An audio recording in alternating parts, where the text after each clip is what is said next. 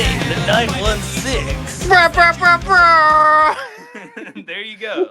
Sunday, Sunday, Sunday. All right, thank you. That'll be $500, please. Well, I have my little list, but obviously, since, this is our first podcast episode, I want to give a little about what it is. It's Now Playing the 916. As you can glean from the name of the podcast, it's that it'll be interviewing people that do have or continuously play the 916. So it'll be mostly local bands, but also other people. I do have a couple in mind that I do want to reach out to a little bit later but we have with us today the fantastic Knight and Gallow, of whom I've known since their inception. You guys are you guys considered dark fantasy metal? Or what would you guys consider yourselves? I mean, we're like fantasy themed mostly, but we sing like about like historical stuff too. But like as far as like genres, I think it's more like epic heavy or like US power metal I always tell people trad metal. or traditional heavy metal. Yeah. Yeah. Like, and like we usually I usually give like normies the like I'll just be like, have you heard of Iron Maiden? It's kind of like that. Or Judas Priest. Yeah, Judas Priest. Every middle-aged dad I talk to when I need to describe what we do, that's what I say. Yeah, and if they don't know them, then there's no helping them. Yeah. Just I mean, I can't say that I've actually ever met somebody that hasn't known Iron Maiden or Judas Priest. Well, you live a privileged life. yeah. Apparently I do. But I was gonna follow that up with, considering you guys brought up bands that you compare yourselves to, who is somebody that you tend to glean inspiration off of? Well, for me personally, I'd say like bands like Manowar, Eternal Champion, stuff like that. Like more like storytelling music. Yeah, stuff like that. Visigoth, Manila Road, Sirathungal. Yeah, pretty much just like your fucking dork metal. Shit that sings about fantasy stuff. And I know that multiple members do participate in the music making, or like writing process, I should say. So definitely everybody else who Yeah, we should we usually introduce them? Oh yeah, Yeah. we haven't even introduced ourselves. Yeah. I know all of you, so this is gonna be an issue for any bands that I already know. Yeah. If you guys would like to introduce yourselves, please say your name and what you do for the band, and if you want, your socials. All right, who wants to go first? You kind of got to. Sure, that one. My name is Nick Chambers. I am the lead singer. Fucking at the Leather Rebel on Instagram. Yeah, I'll pass it on. Which way we go? Well, let's go to Keely. Yeah, we'll go Hey, it's Keely. me. Yeah, I'm Ryan Keeley. It feels weird saying my name out loud, but my Instagram handle is at not Ryan Keeley, and it's the only social media I use. Are you sure you're him? I think so. I don't know. It's been a weird year, but I think so. Keely plays drums. He forgot to mention that part. Did I mention I play drums? Yeah. And he does backing vocals. That's right, he does. I'm Calvin, play guitar. Social media is a plague. You're not wrong. Like I'm Calvin. I play Warhammer. That too. Oh wait, that would have actually been really cool. That would have been. Don't get us started. We'll go. Well, like it'd have to be a 5-minute binge. Like, It'd have to on be that. a video podcast if we Yeah. did that. Oh my god. I am Gibson Devons. I play guitar, and on Instagram I'm dead salesman _GD. Yeah. All right. Well, I know that multiple of you partake in the creation process. So, who do you tend to take inspiration from when you're either writing the music or helping out and writing the lyrics? So well, Nick writes all the lyrics. Sometimes he'll like get That a is little bit. actually not true. Really? Calvin wrote the bridge in one of the newer songs. Okay. Well, most of the lyrics. I write like 95%. Yeah, 95. But we all play guitar in some capacity, even if we're not like playing it in the band. We all play guitar in some capacity. So we all take part in like writing riffs and stuff like that and structuring songs. So like when I'm writing, I draw a lot of like inspiration from.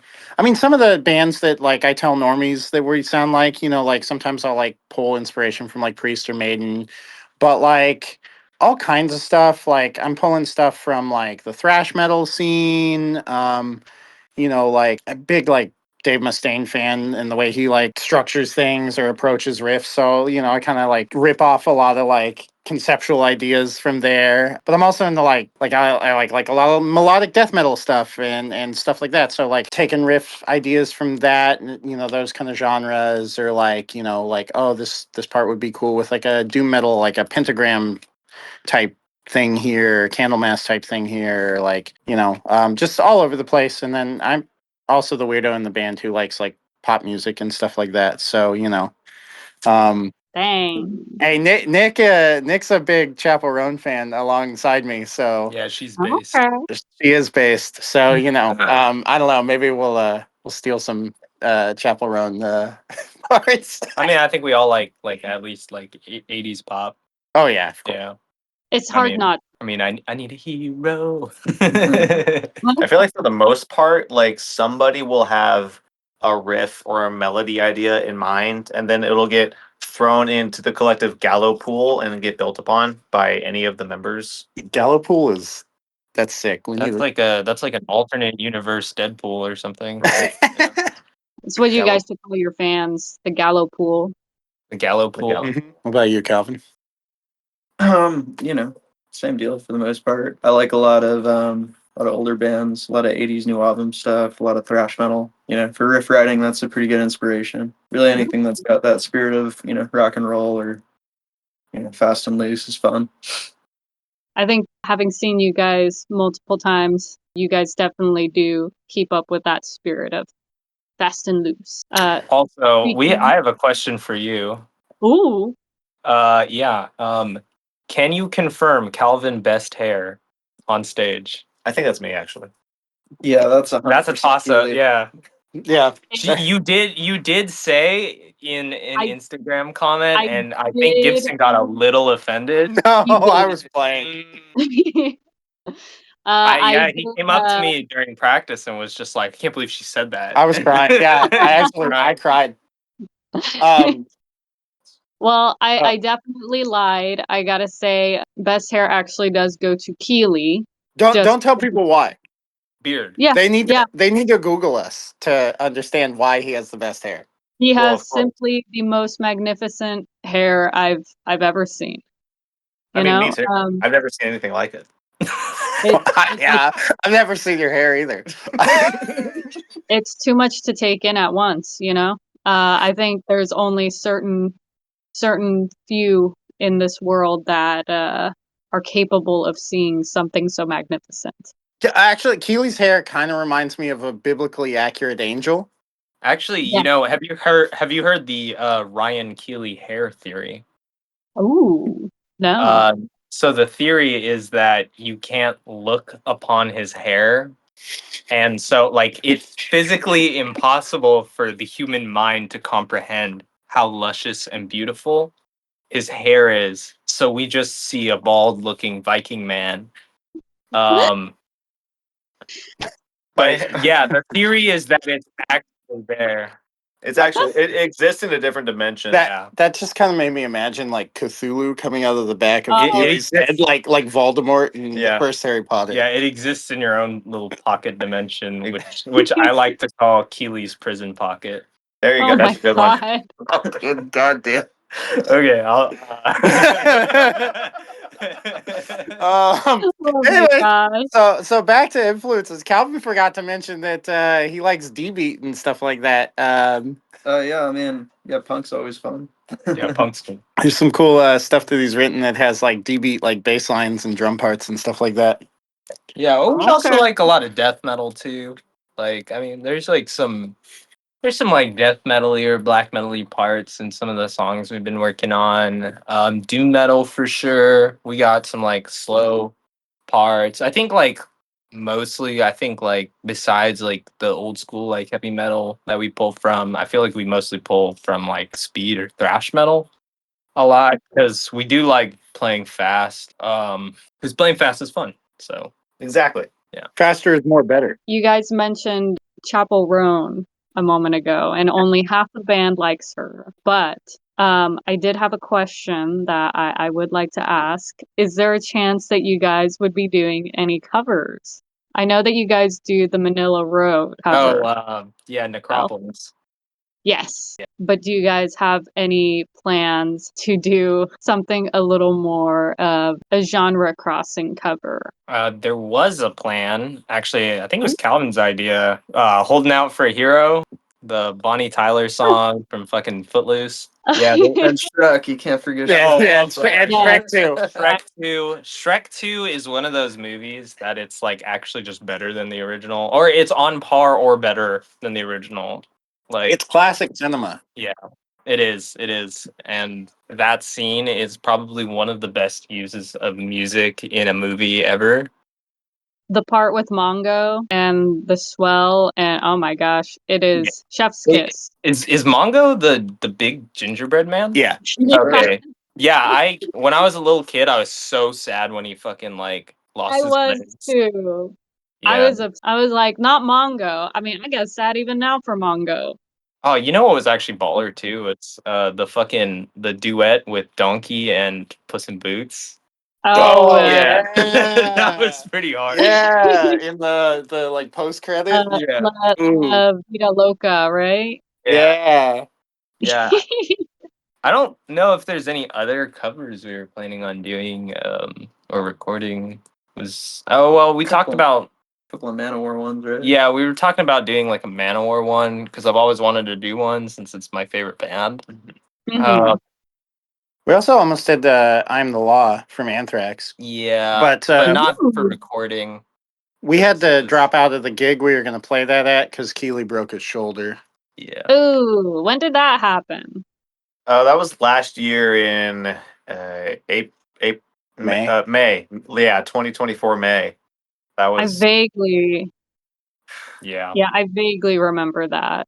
Yeah, it was supposed to be like a show with us, Phantom Witch, and Siege. Shout out to Siege for still Oh playing the man. show. yeah. And shout out for Divine Defecation fucking headlining in our place, and Yeah. dudes at Ribalds for still being able to put something together. So Yeah, that was their last show too. That was the last show at Ribald's. I know it was an honor. I Yeah. was so excited to play that whole set. The whole night was gonna be so fun. And then Oh, that's it- right. That's what that one was. yeah, and then I broke. Yeah, no more mountain bikes for you. Well, Ooh, Your band. oh man, okay. banned until you decide to stop drumming, which will hopefully be never because Hopefully we not. have a lack of drummers in Sacramento for I know whatever reason. this dude is carrying the power metal and the death metal scenes, drumming on his shoulders. I can feel the weight crushing me. Yeah. Do you feel it in your So shoulder? Oh, yeah! I did- Shout out to that band of those like teenage kids or whatever too. I don't remember what they were called. Oh no, I don't remember what they were called either, but they were were like- actually really they were good like for 13 or 14. They were 12-year-olds. they were ripping it. They were so good. Yeah, if anyone who's listening knows those kids, please shout them out somewhere. Yeah. 14-year-olds playing Yeah, Yeah, no, Ribble, no, seriously, they were like kid. I mean, obviously, like it's a like bar or whatever. children. yeah, children. Yeah, like they were like literally like 12, 13, 14. That's Yeah, well, that awesome. was an all ages show, so they could be there. Yeah. Mhm. They were ripping though. Like their drummer was like really killer. Like that dude was he's gonna go places as long as he sticks with it. Oh yeah, for sure. He was really good. Like for how young he was, like I was astounded. Yeah. He was really good. That's crazy. Oh my gosh. I'm glad about the young talent. I know there's distinct lack of drummers. So it's great that there is a 14-year-old out there in Placerville that is going to continue carrying the scene for everybody 45-mile radius wise. Yeah. Mhm. They got nothing out there. Speaking of the scene regarding drummers, what's your favorite part about being in the local music scene? That's kind of like a hard question. Cause like at times I kind of feel like I don't know if it's us, but like I feel like we don't do too much like networking in Sacramento.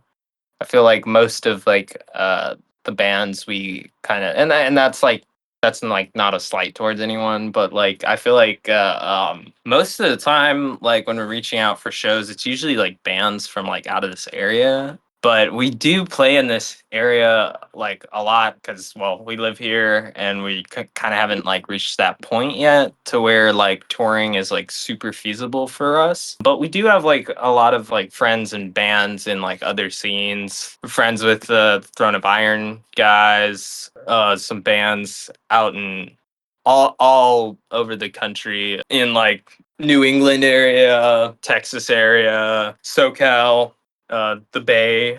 Shout out to Phantom Witch. But like as far as like local scenes, I think my favorite part is playing the Cafe Colonial just because I fucking love that place because I've been going there for forever and no matter how disgusting it is, like no matter how gross that bathroom is, like Oh it's my just always God. a joy to play there because the energy's always good even if we're playing to like 10 people. As long as it's a fucking like metal or metal slash like punk show, like there's always people like going wild there. Ribald's too. Yeah, Ribald's also had like the craziest crowds I think we've ever seen. And that's like the only show I think I've ever actually like jumped into the mosh pit while singing. Yeah, that was pretty fun. I was like, fuck it, I'm never gonna have this chance again. Or at least I don't think I'll have this chance again, so I'm just gonna fucking do it. So like hopped in. Oh, I also at Ribald's I also had a sword fight with our 7 foot tall buddy Uli. Shout out to Uli. Yeah. Follow him on Instagram at Savage Swords. A Savage S words. Which place was it that you accidentally stabbed the ceiling? Was that Oh, that that was was in a LA. LA thing, Yeah. right? Yes. So this was like fucking, how long ago was that? This was 3 years ago. 4 years? No, 3 years ago. Oh my gosh. That was our second show. So what happened was, um, this funny story about that was Saber like hit us up to like play a show, in LA and fucking it was our second show, but it was also their second show. But like our first show was like more than a year like prior to that because like uh coronavirus happened. Mhm. That was at Brick's Bar. Yeah, Yeah, Brick's Bar and Grill. That was a weird spot. Brick's Bar and Grill. Yeah, they had like a goth dance party like outside on the patio, and then they had like a Latin rock night downstairs, and then a heavy metal show upstairs, which was like a really fucking like the vibe was fucked, but I was here for it. Oh my Uh, God. It was all over the place, it but it was so was. cool. You go to a different room, it's like the energy is different everywhere you go. Yeah, It's really cool. it was cool. What wasn't cool was the stairs, because stairs fucking suck if you're in a band. Because you got to carry all your fucking shit up there, and we like drove from LA or from Sac to LA Yeah. and just played the show. I think that night, right? It was that night. We drove Yeah. Oh and my played God. that night. That was fun. Yeah, and we were the first band on stage. It was like us, Siege, Saber, and Fortress, and we were playing first. I think it was like what song was I don't even remember it, but like it seemed like for like the first like couple songs, like everything was fucking going wrong. Oh my Like gosh. yeah, like I couldn't hear myself, but like and then Keely was your hi-hat. Dude, it was my crash cymbal. My crash because I had to use the house kit and their house stands, and they didn't have any locking pegs on the top of the cymbals. So twice during the set, I would hit one of my crashes, and it fell off of my drum riser and started rolling in front of Nick and almost tripped him Yeah, twice. I caught it. I caught it once, I think. Yeah. And then after that, I think it was like the first song, and then the second song, I pulled the sword out. And when I pulled the sword out, like, so here's the thing about that stage is it's really fucking tall. and the ceiling is really fucking close, like to your head. Like if you're like over 6'3", like you're like 2 inches from touching the ceiling. Standing on that stage, yeah, it was fucking low. And the funny thing is, the ceiling is low, and there's a fucking metal beam that runs through the whole like top of the ceiling, and right across the front of the stage, on the ceiling. And so I pull the sword out, and I fucking um go to stick it up in the air, and I put it into the fucking ceiling, and then I'm like, oh shit, so I like pull it out, and I like try to go under the beam, and I almost fucking decapitate Uli, who's like right in front of the fucking like Uli and like the singer guy from Anubis. Yeah. And yeah, and so I was like, okay, I'll just hold it like out in front of me, like by like my arm's length. So yeah, not a great stage. 0 out of 10 for pulling swords out on stage. Oh my Um, gosh. Not sortable. yeah, not Not sortable. So you guys have toured a couple of times, right? Or even if it's not considered a tour, just doing performances further out. You guys have done quite a few performances. Is there any like traditions or rituals, or is there any superstition that you guys have when it comes to your playing? We used to do like something, right? I Yeah, I remembered. you do because I don't. I have no idea.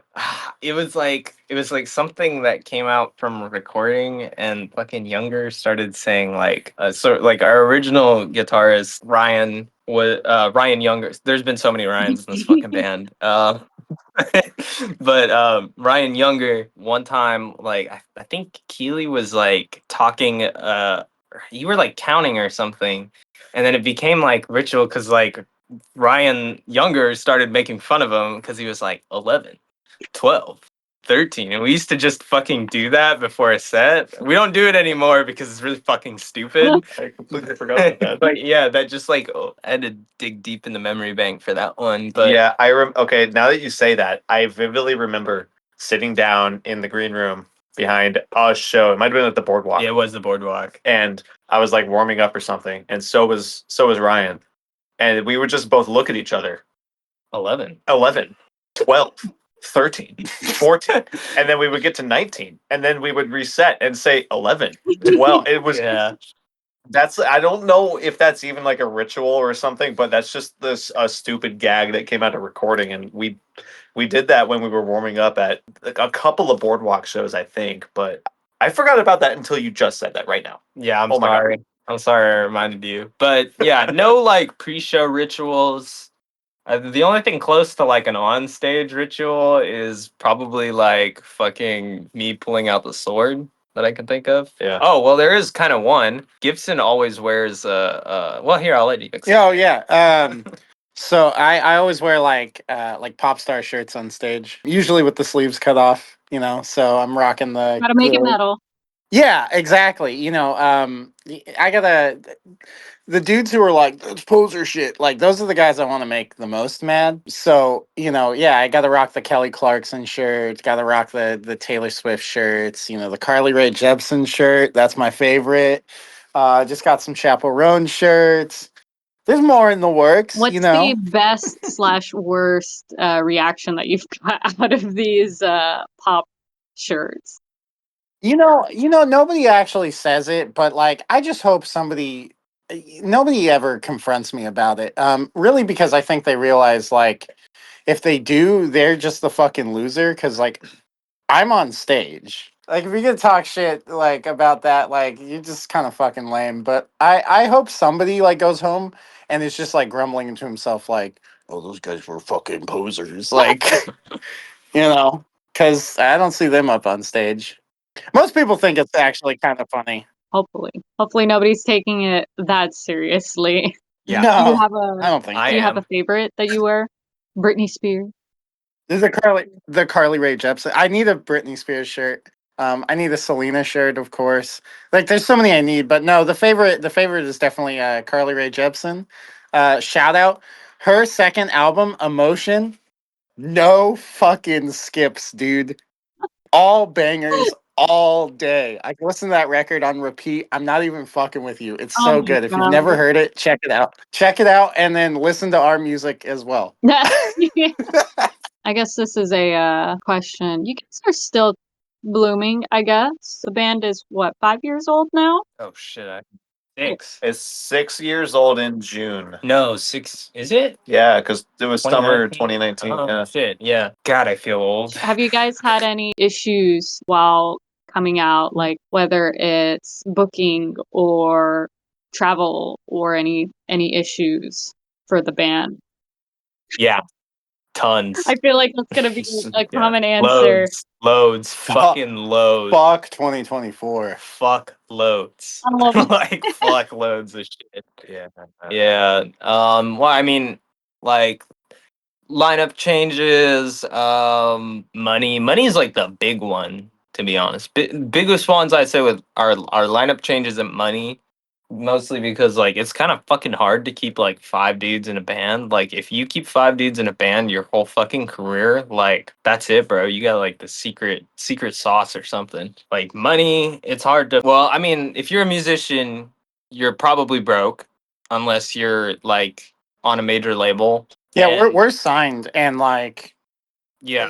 we all work regular jobs and do shit like that. Like just because we're on the label, shout out No Remorse.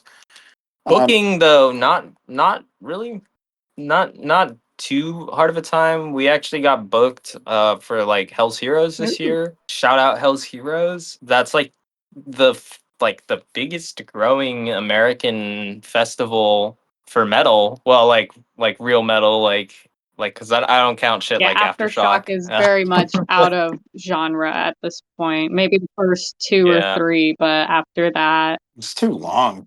Yeah, there's way too many days. But like Hell's Heroes is cool because it's like a 3 day fest and it's a real like tastemaker festival. A lot of the bands that we like play there. Like last year, I went last year. I saw Candlemass, Solitude Eternus, Sodom. Sodom was like the big one. But like this year, we're playing it. So if you're going out to Houston for Hell's Heroes, fucking come check us out. I don't know when we play. I just know we're probably earlier on in the do you day. know what day you guys are yet? Actually, I'm not quite sure what day we're on. I don't think they've made the schedule yet. Yeah, I don't think we know the schedule. But If I had to guess, they'll probably put us first day early in the day. or second day. Yeah, Yeah. but that's just a guess. They haven't told us yet. Yeah. But yeah, we haven't had really any problems with like booking. We were trying to book on our run up to Stormbringer Fest. We were gonna try and book a bunch of like tour dates and it was gonna happen except for like the fact that like we just couldn't find like a bassist Oh, like to play the tour dates. So like scheduling is a fucking nightmare. So yeah, that's it. Scheduling's a fucking nightmare. Yeah. when it comes to scheduling, yeah. I know that you guys all got regular people jobs. So is there any lessons that you've taken from either the band world to your normal world or from your normal world to the band world? Uh that's a tough That question. is a tough question. I feel like I'm getting interviewed for a fucking job here. Well, okay, actually, being in a band, you have to treat it like being in a job, but it's a job that's cool, right? And you don't get very much. Like, You yeah, have to treat it like working, but you're like working with like 3 to 4 significant others. yeah. So like you have to be conscious of other people's like feelings, all that shit. You have to be consistent. Like, you got to show up. You got to rehearse at home as well as in here. I've always felt that a real musician will have a 9 to 5 job because that's the only way to fund being a musician. You got to get all the gear, you got to pay for merch and touring and all that. But I've always considered music as the 5 to 9, and you can't always have like one role you play. You have to be a musician, a producer, a therapist, and like a relationship figure somehow, because you're all supposed to be so interconnected while you play and while out and outside you're playing. So there's a lot that goes into it that I'm not sure the general public really thinks about. Like if you're not a musician, you're not going to think about what it's like being in the same room as four other guys not talking to each other but making a sound. You know, it's a weird concept to, I think, like regular people. So To that too, like, knowing your parts and knowing how to play your instruments, the least you can do. Everybody writes, everybody plays their parts. But there's so much more that goes into it. Everybody's got to take their turn running the merch stand. Everybody's got to take their turn behind the driver's wheel, getting the van to where it needs to go. There's just so much you got to account for when you get out and actually start doing shows.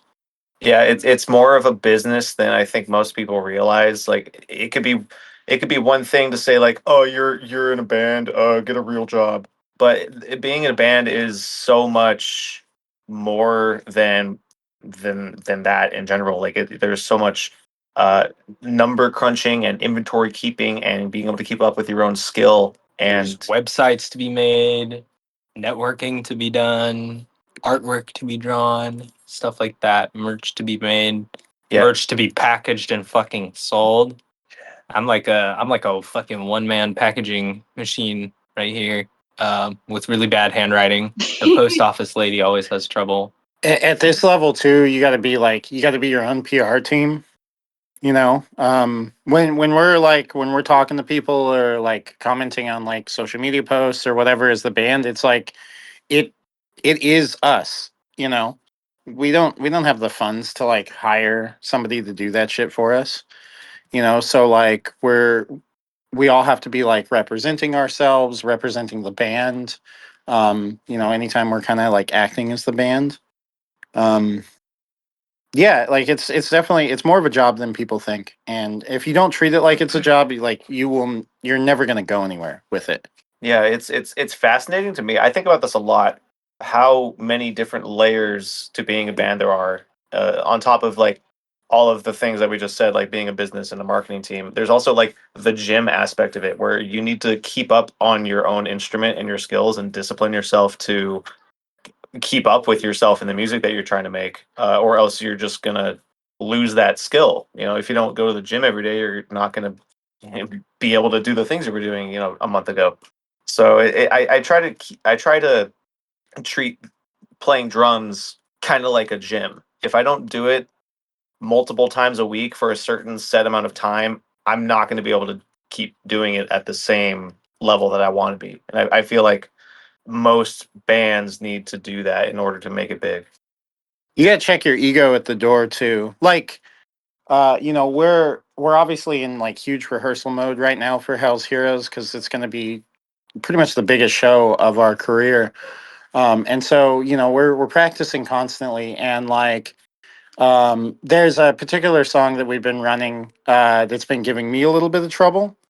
And I could like these guys are like they're holding me accountable, of course. Like they're like, hey man, like during this part you're doing this wrong, and I could either let that bother me.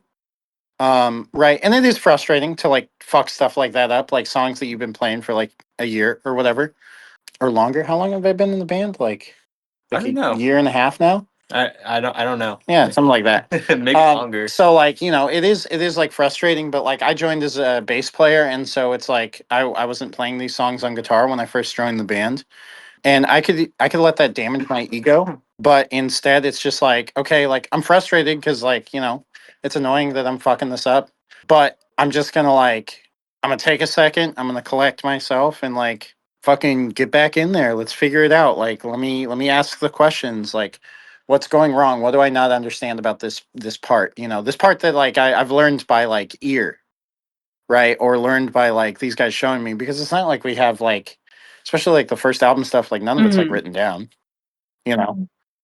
So and we don't play all the songs the same way they were on the record anyways. There's been changes and stuff like that. And this is a band that like actively encourages like make the parts your own. Like we can play things different live. In fact, we do that a lot. Like the bridge for our song "Men of the West." all the guitar solos are different, anyways. Yeah. Yeah. All the guitar solos are different. The Bridge and Min of the West, it's like sometimes we play it like it is on the record, and sometimes we turn it into like total double time like punk thing. When on the record it's just like slow, like kind of doom metal part. So yeah, like just checking your ego at the door. Making sure that like you don't take shit personal. Especially if it's not meant to be personal. You know, none of us are perfect. We all fuck up songs. We all fuck up stuff that we know. We fuck up stuff that we wrote. You know, I mess up playing riffs that I wrote all the time. It happens.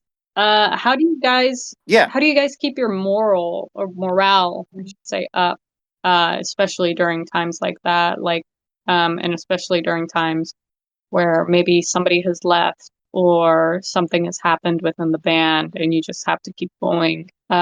Do you find it to be a group effort, or do you find it to be um, just solely on yourself to keep morale up for yourself and for everybody else? it's definitely a combination of a group effort, but also an individual effort, right? Like we communicate really well as a band. We talk to each other. We're all best friends here, right? So we like when things are wrong or whatever, like we talk about it as a band, but also like that only works as much as like you're working on yourself. So at least that's how I view it. You know, I try to like I'd say it's more of a group effort in times where we're like right now we're kind of struggling to find like a bass player, someone that kind of like shares the same like you want someone that plays as well as you and also like shares your kind of sense of humor, your interests, like Yeah, it's not like just a bass player. You need to find like the person too. yeah, because I can't. it needs to be our fifth best friend. Yeah, Shout out what's to that? any bass players in the 916 or 530. Send in applications to Knight and Gallow. Yes, please. Yes, Yeah. for real.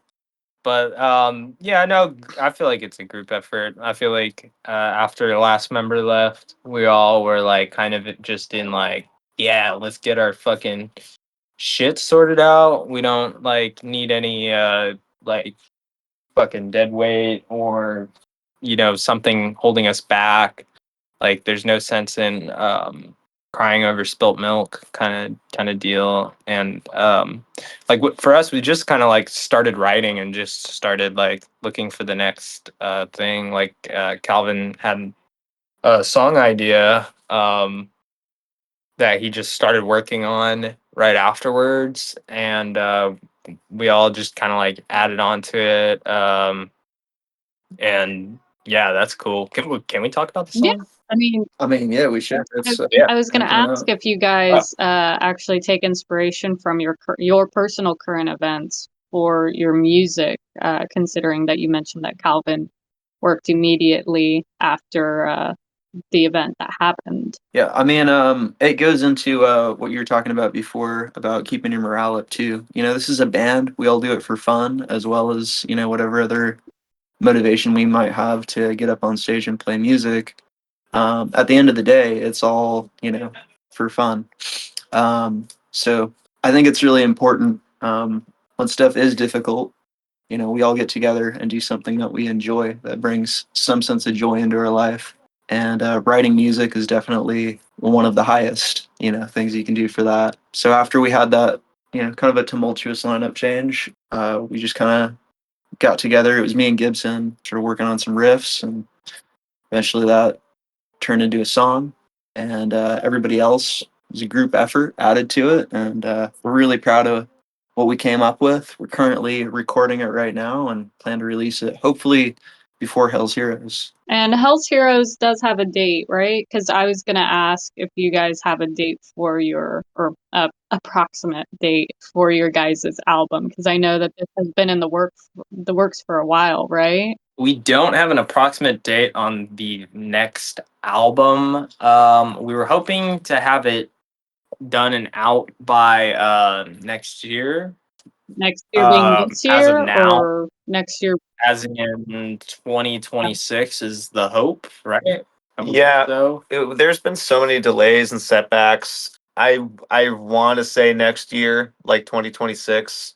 that seems in sight. I'm not sure if we can physically be able to record it this and get it released this year, but this one song that we've been recording That will be released this year. that will be out. The recording's almost done. Yeah. It's just there's like just a couple parts left to Can I do. drop song name? Yeah. Yeah.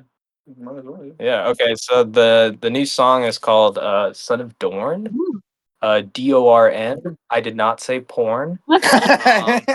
Yeah. So it's I'll talk about the lyrics since that was like the part that I contributed, but it's all like based around Warhammer because we're all fucking nerds in this band. True. But yeah, it's about a space marine and Warhammer 40K, well 30K, but yeah, so we already sing about like big buff warrior dudes like swinging swords, chopping lords, like so like, Swinging swords, chopping lords. I did not make New that line. saying up. That is a It's yeah. actually the next album title. No, no. No, it's not. That's a Mind Force song. We can't say Aw. that. But but no, fucking yeah. So it's just like yeah, another one of your warrior songs, but it's fucking cool. What it gave me the vibe of was the first album, but like a little bit more technical. Like the same joy I had listening to the first record was like in this song. Like it was energetic, fun, um, a catchy chorus, like all the things that kind of make us cool bridge section. And like we didn't like try hard to like make something like super new or super like not done before, because like we're kind of like in a genre of like, you know, I guess like carrying the torch of days past, Mhm. so like we just wanted to have fun with it, write a song that we would listen to. And I think like us as 14-year-olds would probably dug it if we fucking heard it back then. So I dig it now. yeah, I dig it now, but I still am 14, so I'm officially the youngest member. I'm 14. Yeah, writing the basically like Calvin and I got together in our little rehearsal space here at DNL. Shout out DNL Studios. Shout out Derek. Yep, shout out Derek. He never loses. Yeah, Calvin and I got together here at DNL, and like we were just kind of talking about like, hey, like let's do like a new song. Let's just write some stuff. And we were just like playing around, coming up with some riffs and stuff, which I think you'll probably see some of the unused riffs. I think are definitely going to get developed into like third album material because second album's written. But like, we kind of like came up with this riff that has a very like 70s heavy metal kind of vibe to it, which is something that like I Ooh. think like I'm super into like a lot of the 70s heavy metal stuff.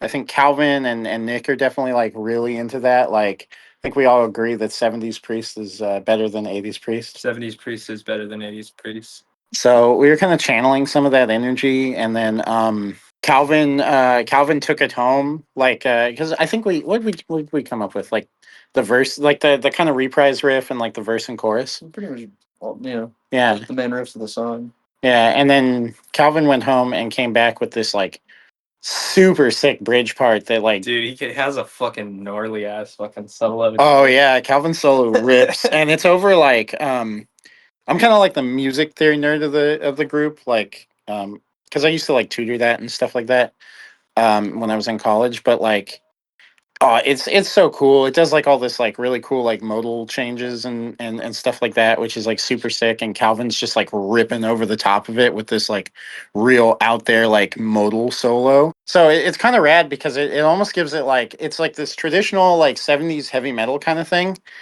but with like these weird like almost like jazz fusion elements to like the leads or like at least the approach like it definitely sounds like a metal solo but like the theoretical approach comes from like a very like jazz fusion kind of zone which is super sick. So yeah, that was really fun to write with him. And then like Keeley like took some like real rough like drum ideas and turned them into just like Didn't you write the bass to it too? To Dorn?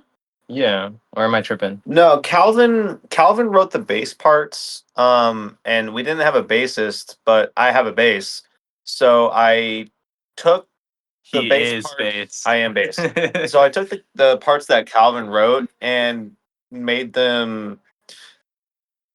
I'm not the best bass player, so I made them playable for me, and I think it turned out pretty well. I really think it did. And Keely's he's being modest. He is an incredible bass player. Incredible guitar player too. Don't let him lie to you. He Shout out guitar solo in God's will.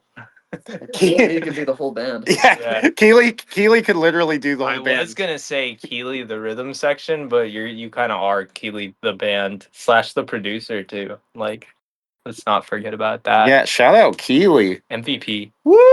MVP. I'm doing my best, guys. Somebody get him a towel and a big Gatorade after the show. Never forget your towel. And if you're into death metal, check out Keely's other band, Tomb of Minerva. Oh yeah, Tomb of Minerva. That's the other band I'm in. Yeah. That's why I'm putting so much death metal in Knight and Gallow because it's so much fun. Yeah. Yeah, and And the the eventual split that will be Tomb of the Gallows or Knights of Minerva, which both sound really sick They both sound really actually. Or whenever we play Godless live next, I'm just gonna be playing blast beats the entire song. Jesus Christ. My next question is kind of a future question. Where are you guys trying to, if you guys are trying to go anywhere? I know that you guys have expanded your physical horizons. You guys have been on the East Coast. You guys have been in Fresno. You guys have been in LA. You guys are soon to be in Texas. Do you guys have like an aspiration for being one of the metal bands that people listen to, or is it just whoever listens to us type of thing? Europe. Yeah. Yeah, Europe. Would love to play in Germany. Yeah, I want to play. I want to play everywhere, dude. The bucket list for me is I want to play in Europe. There's some cool festivals in Germany, Greece, Sweden, Norway, places like that. I'd love to play fucking the bucket list place is I'm Filipino, so I would love to play a metal show in the Philippines. That would be like that's a bucket list place to play. Like I don't know what the music scene is like there as far as like heavy metal goes. I know they have a really good like punk scene. Actually, I met this dude on Facebook Marketplace that was playing Sack from the Bay. He like bought some rims from me. And he's Filipino too, and they play in a I think it's a hardcore band called Aninoko. Shout out to those guys. That dude is super cool. But they're actually touring the Philippines right now. And I want to fucking do that. That sounds fucking dope. I'd also love to play Japan. Anywhere in Asia would be really cool. Yeah, Japan would be super fucking cool. Yeah. But yeah, like yeah, we want to play everywhere. I'd love to go back to New England. I'd love to do like a tour in New England. I really like the vibe there. That side of the country is really cool. We got to hit up Portugal and say hi to Wanderer. Oh yeah, shout out Wanderer. Yeah. Yeah. I mean, where do you guys want to play? I think you said it all. I think that was it, man. Germany and Japan are at the top of my list. Yeah. Yeah, I'd love to like. I mean, I'd love to like play like the UK or something, especially something a little off the beaten path. Like I'm part Scottish, back in my heritage, and then also have like a lot of like Norwegian and stuff in there too. So like fuck I think it, some Irish. I got a lot of. Caesar played I think in Edinburgh. Yeah, Yeah. let's do that. Like that would be cool. Actually, fucking if they ever go back, we should fucking play with them. That would be dope. Shout out to Caesar. Yeah, I'm so Yeah. down. I want to go to like. I don't know. I just want to see like a lot of like cities all over the world. I'd love to play like Sweden or Norway or anything like that. Go see like places that are kind of like a part of like these different scenes that like I'm like I wasn't part of because I'm a little too young. Like Yeah, we have to go to Germany. We have to fucking we have go to to go to Germany. Germany. We have to. I think like I think what was it like in our Spotify? Was it like Germany was like the second country? Yeah, it was like U.S. and then Germany and then You'd think they were first with all the fucking shipping fees I fucking paid ship shit over there. Every time a German fan buys Dude, merch from no, us, no, I no, think no, we no. lose money. No, they lose even more money Oh, okay. because the fucking German government is like, hey, you gotta the person you're sending this, like every time like I send a package to fucking Germany, um there's like a thing that says in Germany you have to like pay like some sort of fee to pick up your shit from America for like I think it's like something like 20 fucking euros or some shit, but it's a ridiculous fucking like fee. But like, we gotta go to Germany. That way some like fans can get like merch and not have to pay fucking an extra 20 fucking euros or whatever. Cause they're already paying like 30 for like shipping. It's like it's ridiculous. Yeah. But yeah, I mean that's that's that I guess. What about you, Calvin? Where do you want to play? I'm just along for the ride. Considering all the foreign nations we've mentioned, is there, if you guys were able to speak any language, what language would you guys love to have a song written in? Mordor. Black. Black speech. Oh yeah. Fucking fuck me, man. Swedish. Why not? Why not?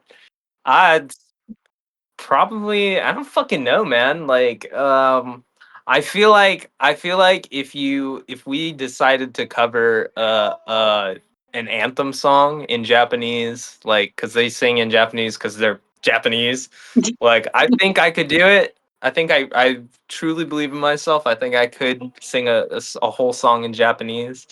But yeah, I guess I'd go with that. But I also just really want to cover an Anthem song because Anthem fucking rules. Yeah, I'm not the one singing, so I'm not gonna choose what language Nick has to learn Yeah. to pronounce properly. Mongolian throat singing. And that was pretty good, at least over the mic. Yeah.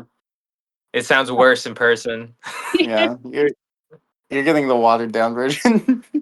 The final question that I have might not have an answer, so I'll have another one booted up afterwards. But have you guys received any fan art? And whether or not you have received any fan art, my follow-up for that is, how do you guys connect with your fans? No fan art. I mean, we have artists who are fans of the band. Yeah. A lot of our merch designs are like from fans of ours, Yeah. like and friends. Like they're people that we know, but they do the art because they like the music and Shout out Marcos. yeah. Marcos. At Marcos Illustrates. But yeah, fucking as far as like fan shit, like meeting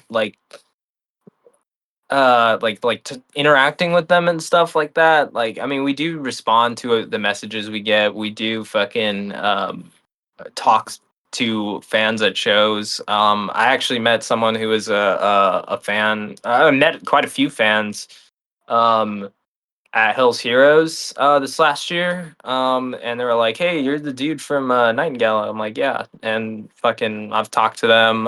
Shout out to this dude named Rick who I met at the Manowar show. Well, I met him at Hell's Heroes, but I met him again at Manowar in New York.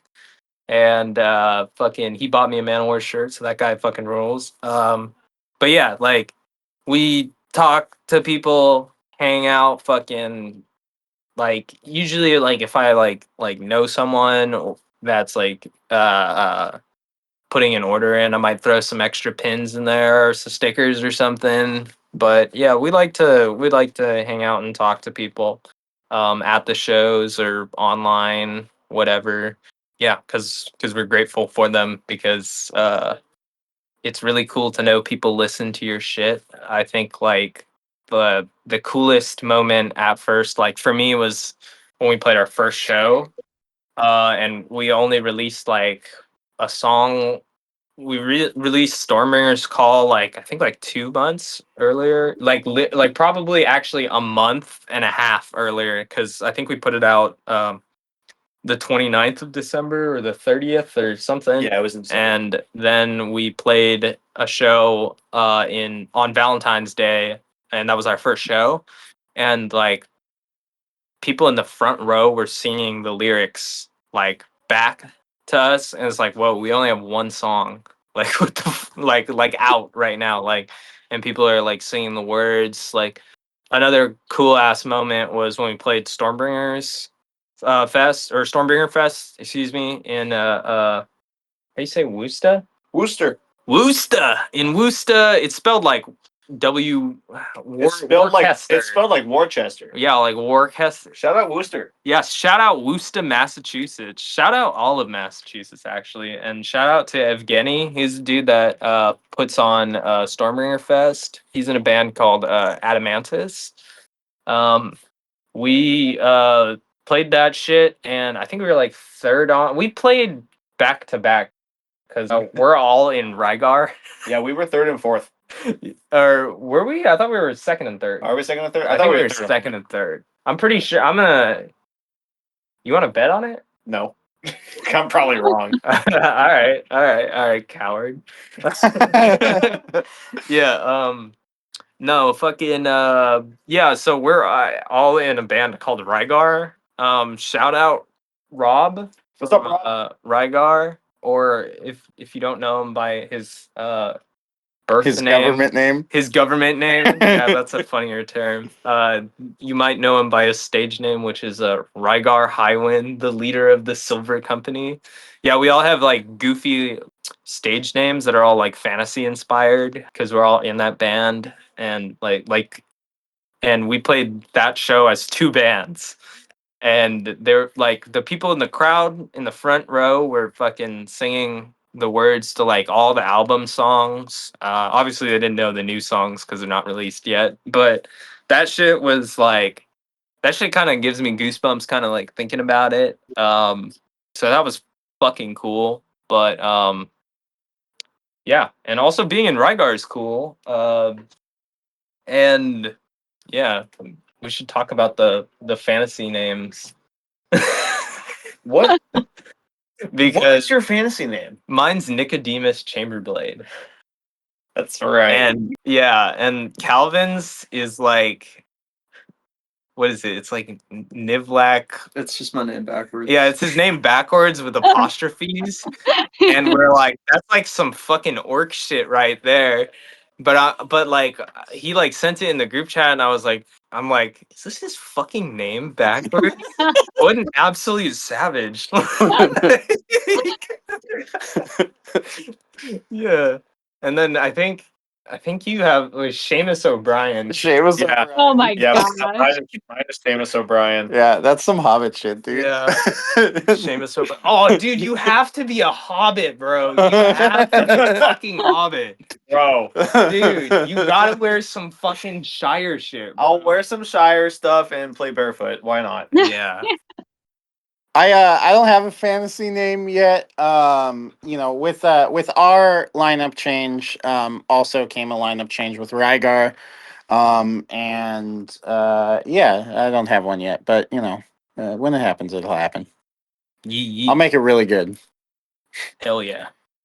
Do you guys have any answers that maybe I moved on from the question a little too much, or any closing statements, last minute shout outs, any info that people should be knowing about the Knight of Gallows?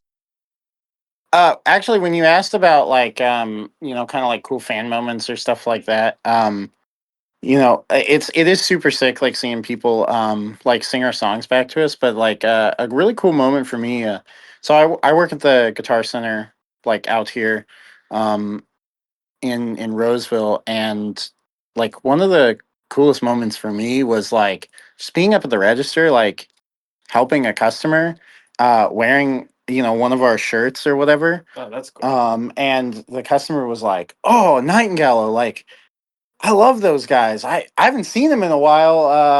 I saw them at like this show or whatever, and it's like a show from before I was in the band. I was like, oh yeah, sick, thanks, dude. Like I appreciate that." And he's like, "Wait, you're in the band?" I was like, "Yeah, I joined like X amount of time ago." And I've gotten that like 3 or 4 times which is really cool. Like having people like just meeting people who are fans of the band like in the wild, you know?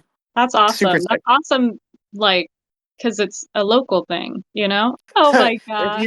you hear a single thing in this entire fucking podcast, do not drink Windex. In fact, maybe just like bleep out the part where I said drink Windex. But Oh my also, we're not cops, so if it is your choice to drink Windex, you can do that. Do Yeah. not listen to this man. Well, Don't drink Windex. I'm gonna get us in trouble. I would like to thank you guys for joining me today. I know it was a little bit of a confusion on certain things, but I do appreciate you It's all guys good. being my very first band for this podcast. I know we tried doing this before, and my recording just did not work out. It's all good. The confusion was my fault. Real quick shout outs. Rygar, No Remorse Records. Listen to Rygar, The Boys in Seizure, and I'd also like to take time to mention the passing of a good friend of ours, Izzy from Volravin. Shout out to those dudes. Listen to Volravin. But yeah, I think that like kind of concludes it for us. And shout out to all the people wearing Knight and Gallow merch. I see you guys at shows, and it makes me happy, especially if you don't know who I am, because then I'm like, cool. Yeah. It's crazy seeing Knight and Gallow shirts at shows that aren't us. Like Yeah. I've seen a couple of instances of that, and it's fantastic. Yeah, people send pictures of other people wearing Knight and Gallow Yeah. shirts to us, so that's cool too. Yeah, Mhm. Yeah. yeah, Shout out to anybody who's ever listened to our songs, whether you like them or not. yeah. And if you don't like them, Thanks for the fuck stream. you. No, I'm just kidding. I'm just kidding. Yeah, thanks for the stream, asshole. Hey, send us pictures of you on our merch. We'll put you up on our Instagram. Yes, actually, do that, please. Yeah. Yeah. Yeah. Yeah. Oh, and hey, since you mentioned fan art, if you're an artist and you're a fan of ours, Draw Yahweh. draw draw fan art of whatever. It could be the dude from the album cover. It could be like, honestly, if you're like 7 and you're bumping Knight and Gallow in your mom's fucking minivan, do the most horrendous like Draw us as Sonic the Hedgehog character. Oh my god. please draw me. And Ryan is definitely Knuckles. And Yeah. Gibson is definitely Tails. Aw. I wanted to be I'm Sonic, what's her name? Calvin I wanted to be is Rouge the Shadow Bat. the Hedgehog. Yeah. I wanted to be Rouge the Bat, dude. Draw us that, and then we'll put it on a Oh t-shirt. my Yeah. god. Draw me as Amy with the big ass hammer. Yeah, we'll make $2s of dollars. Well, thank you for coming on today at Knight and Gallow on Instagram, correct? Yes, ma'am. Mhm. And Knight and Gallow is streamable on Spotify. You guys are or are not on YouTube? We are on YouTube, Apple Music. We're on fucking Deezer, whatever the fuck that is. We're even on Tidal. So if you like high res music, you can listen to us on Tidal too. Yeah. Awesome. All the platform. Yes. I'd like to take a moment to thank everybody that has listened into our show for today. That was Knight and Gallow of the 916. If you or someone you know would like to be featured on the show, all you have to do is send us a message on Instagram at nowplayingthe916 or send an email to nowplayingthe916@gmail.com. All you have to do is be playing the 916 and be part of a band, of course. I would like to thank you guys once more for listening in. I hope you guys have a great day, evening, afternoon, whatever it is that you are having at this moment in time. I hope that it is a great one. And until we meet again.